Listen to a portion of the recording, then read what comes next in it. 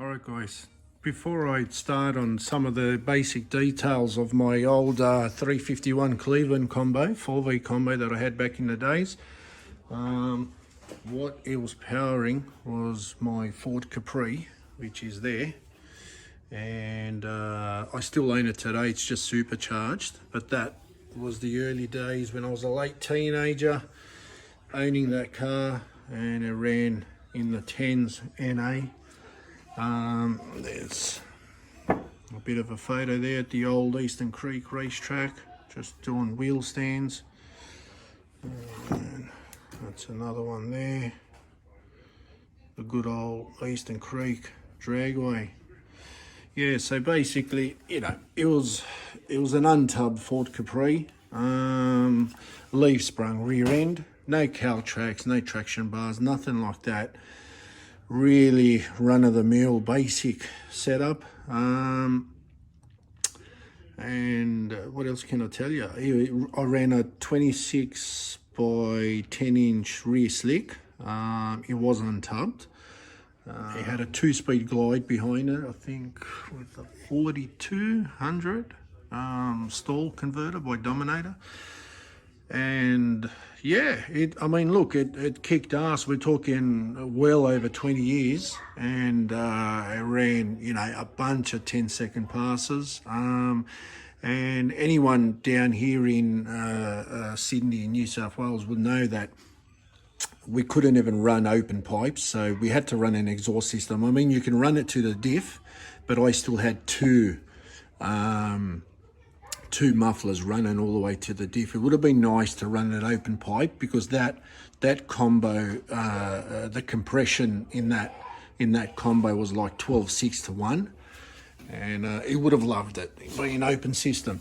But I just thought, before I talk about just the basic combo and parts that were in that 4V Clevo, that's the car that it was in, and you know, it ran well into the 10s, and I had to search. I had these stored away, so it's good to see them again. But that's some of the photos at the track there, just doing a little wheelie. And you know, it wasn't anything flash. I mean, I had guys that were next to me, you know, with tubbed Cortinas and Capris, and, you know, strokers well over 400 cubic inch, and, you know, being mini tubbed and 4-linked and you know, all that stuff, and they weren't running too much faster than what this baby was doing. So I found some old time cards too from back then, from one of the meets. This was maybe just before I took it off the road, and then well, maybe I did a bit of street driving, and then I took it off the road, and then I spent about 5-6 years or so rebuilding it to what it is now. But that's I remember this. That's one of the runs there. That was off the trailer too. I remember I was one of the first guys to go up to the staging lane. So he just went, and I short shifted that one. I do remember that. So he went 1085 on that. And then it was the same night, and that was a terrible night. I remember that, because we had so many breakdowns and so many oil downs. I only got 2 runs that night, and I was so pissed off. But I shifted first a little bit higher up, around 6700 on that one, and this thing loved to rev, you know. But it went 1070 on that at almost 123. This was the year before that, when I was just sorting things out, like carbies and things like that on it. It went 11.0 at 122 almost, and that's another one there, 11.0. So yeah, that were the early days. Don't get me wrong, I had a whole bunch of runs there, just some of the ones I dragged out and found.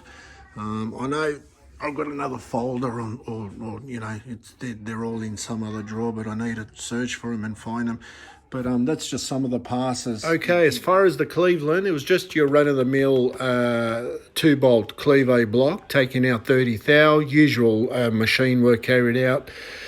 Stock crank, it was the 4MAB version crank that we had knife edged, nitrided after that, and it required some Mallory slugs to get it all balanced nice and well.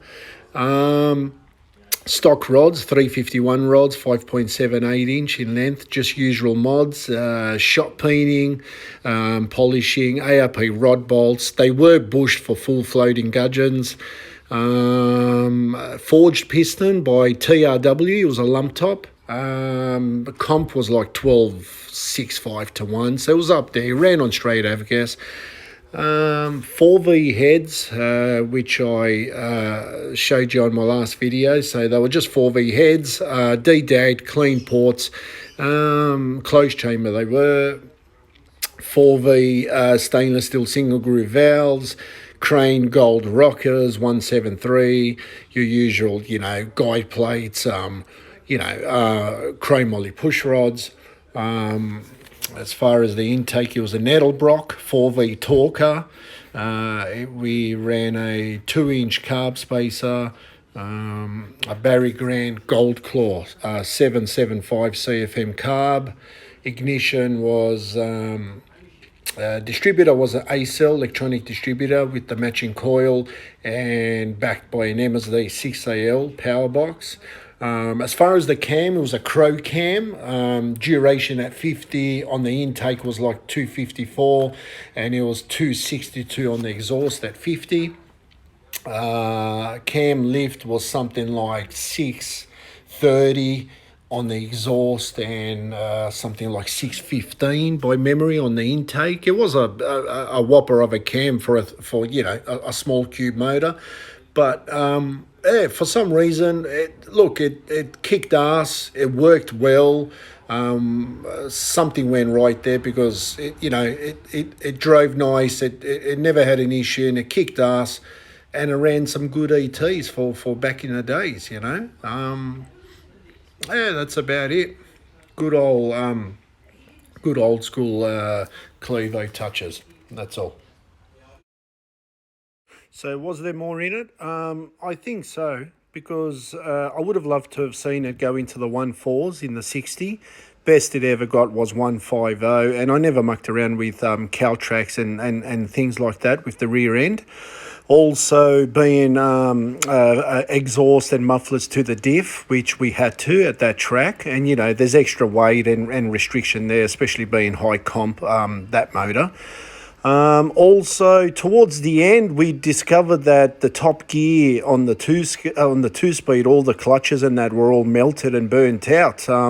And that was to our surprise. And the gearbox guy actually couldn't even believe the car was actually running, let alone racing. So, hence the 60 foot and the low mile an hour. That sort of explains everything.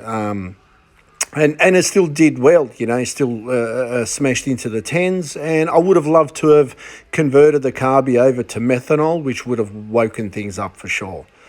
So, yeah, for sure. There was heaps more left in it.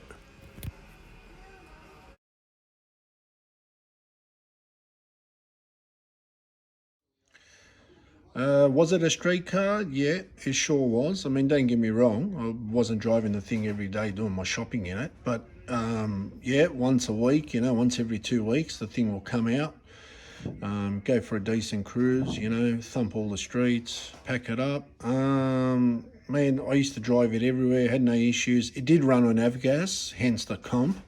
But in those days, everyone will know, you go to your local airport and, you meet the guy at the gate. And you give him some cash and he fills up your 20-litre drums and you go home.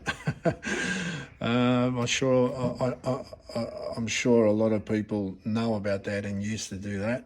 But yeah, I mean, down here in New South Wales, I used to take it out. We used to go through the city, through King's Cross. I've taken it down south.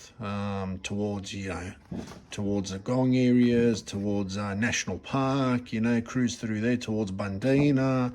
I mean, yeah, there was no issues. He had a nice copper style massive 4-core radiator, and that's all it needed.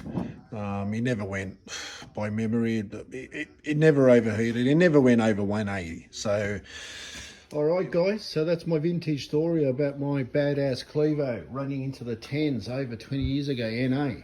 So what I'll do a bit later on is move on to this, which was a major rebuild. This was completed in 2008. So I'll tell you the transition from my old setup to what it is now. But this whole thing got redone from ground up, you know, body resto, chassis, fab mods, you know, new Clevo, rebuilt, supercharged. But we'll talk about that a bit later on. Just hang in there.